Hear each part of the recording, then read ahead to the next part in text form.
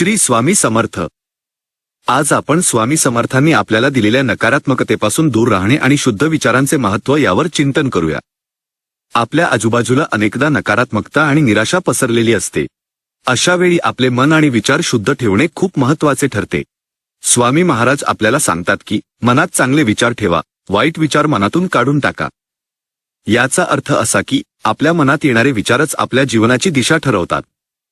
जर आपले विचार नकारात्मक असतील तर आपले जीवनही नकारात्मक दिशेने जाऊ शकते।